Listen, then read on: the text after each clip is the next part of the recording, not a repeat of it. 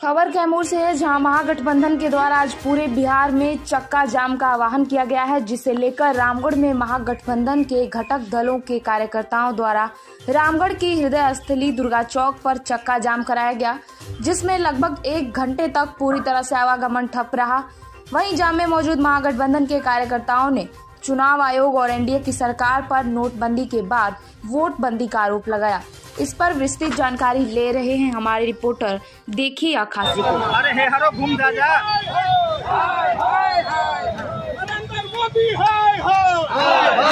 नमस्कार, आप देख रहे हैं शाहबाद टाइम्स लाइव और अभी हम रामगढ़ दुर्गा चौक पर हैं। आज इंडी गठबंधन के द्वारा पूरे बिहार में चक्का बंद का आह्वान है। आह्वान इसलिए है कि जो चुनाव आयोग के द्वारा मतदाता पुनर्निरीक्षण का अभियान चलाया जा रहा है, उसको लेकर के खासा विरोध किया जा रहा है और इस विरोध का परिणाम है कि लगातार चुनाव आयोग 2 बार अपने नियमों को इस पुनर्निरीक्षण में जो नियम बनाए गए थे उनको लगातार 2 बार बदला और तीसरी बार ये किया गया कि आपको सिर्फ अपना पहचान पत्र जमा करके दे देना है अपने बीएलओ को, और उसके बाद ईआरओ चुनाव प्रबंधन अधिकारी जो है उनके द्वारा ये देखा जाएगा कि 2003 के बाद से जो वोटर है। आप मैट्रिक पास कर चुके हैं, आगे क्या पढ़ना है, हो रहे हैं कंफ्यूज, या फिर पैसा बन रहा है पढ़ाई में दिक्कत, तो अब टेंशन लेने की जरूरत नहीं है। आ जाए द करियर पॉइंट में। यहाँ आपको आगे की शिक्षा के लिए देश भर में बेहतर व्यवस्था उपलब्ध है।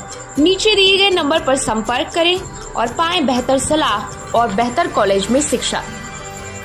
कितने वोट के लायक हैं और जो नहीं लायक होगा वो उनको निरस्त कर दिया जाएगा, और ये पूरी तरह से ईआरओ का अधिकार है, ईआरओ के हाथ में है, उनके द्वारा किया जाएगा। जिसको लेकर विपक्ष ने ये भी सवाल उठाया कि कहीं ना कहीं ये सत्ता पक्ष के वोटरों को बढ़ाने के लिए, विपक्ष के वोट को घटाने के लिए ये साजिश है। उसको लेकर के भी लगातार तेजस्वी यादव हो, राहुल गांधी हो या फिर और भी घटक दल है, वो पूरी तरह से मुखर हैं। अभी हमारे साथ कुछ लोग यहाँ पे जुड़े हैं।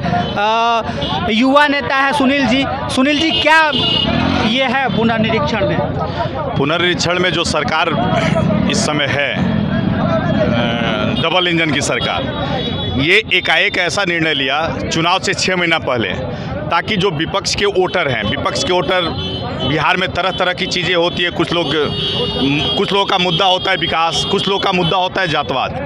भाजपा ने पूरे चुनाव में, संसदीय के चुनाव में उन्होंने आइडेंटिफाई कर लिया है कि कौन वोटर, कौन जात के वोटर या कौन मुद्दा उठा के वोटर हमको वोट देने वाले नहीं है। ये पुनर्विचार का वो किया और वैसे लोगों का नाम वो काट देगा, जिसमें बीएलओ को बनाया गया। बीएलओ बनाया गया, जो चुनाव अधिकारी बनाया गया, उनका लिस्ट अभी तक सार्वजनिक नहीं किया गया, सोशल मीडिया पे नहीं डाला गया। तो इसके चलते ये लोग कराया जा रहा है। इसमें बहुत बड़ी धांधली का आशंका जताया जा रहा है। आपको क्या लगता है इसमें कहाँ से गड़बड़ी? मैं राष्ट्रीय जनता दल का प्रदेश सचिव हूँ। देखिए, जो बिहार में सर्वे हुआ सी वोटर का, तो सी वोटर के सर्वे में सबसे ज़्यादा इंडिया गठबंधन को ऊपर दिखाया कि तेजस्वी मुख्यमंत्री के लायक हैं और आगे हैं, चुनाव जीतेंगे। इससे घबरा करके नरेंद्र मोदी और नीतीश कुमार जी ने तुरंत मतदाता पूरा निरीक्षण का आदेश निकाला कि जितने गरीब गुरबा महागठबंधन के वोटर हैं उनका वोट को हम काट दिए। अभी भारत में चुनाव हुआ है पूरे देश में, इसी मतदाता सूची के आधार पर भारत का प्रधानमंत्री का निर्वाचन हुआ है कि 1 साल के अंदर सारी बिहार की जितने मतदाता सूची हैं आज अवैध हो गई। कोई वोटर आज पूरे बिहार में कोई वोटर नहीं है, वोटर लिस्ट में सबका नाम गायब। हमारे परिवार में 20 वोटर, हमने 20 फार्म भरा है। इसका मतलब कि पूरे बिहार में जितने हमारे 8-10 करोड़ लोग हैं वे वोटर नहीं हैं। और नरेंद्र मोदी और नीतीश कुमार की साजिश 2003 के बाद 3 से पहले के जो वोटर हैं उनके लिए तो सरकार ने कहा है कि चुनाव आयोग ने कहा है कि कोई दस्तावेज नहीं देना है। अगर आपके पास फॉर्म गया है वो भर के दे दीजिए। दस्तावेज नहीं देना है तो उनसे फार्म क्यों मांग रहा है? जब 2003 की सूची को मान रहे हैं वे, तो उससे फार्म क्यों भरवा रहे हैं? ये कहो कि नहीं वो पहले वाला ठीक है, नया वाला दिखाओ, तो सबका सब अवैध न हुआ।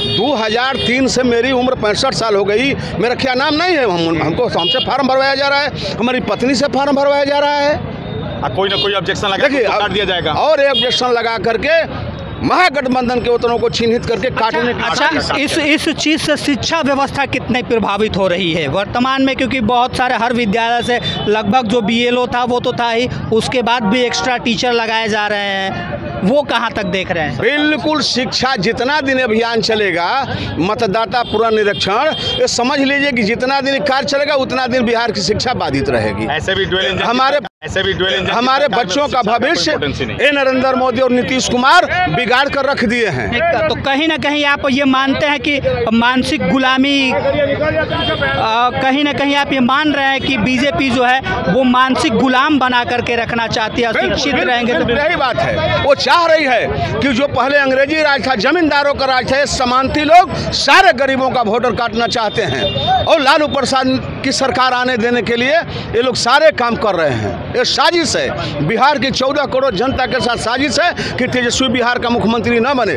देख लीजिए, मैं एक बात बता देता हूं नरेंद्र मोदी जी को कि बिहार में हर हाल तेजस्वी की सरकार बनेगी और उस दिन आपको हम लोग घुटने पर ला देंगे, आप दिल्ली की कुर्सी पर नहीं रहने देंगे। देखिए, हम लोग रोड से लेकर के सदन तक लड़ेंगे।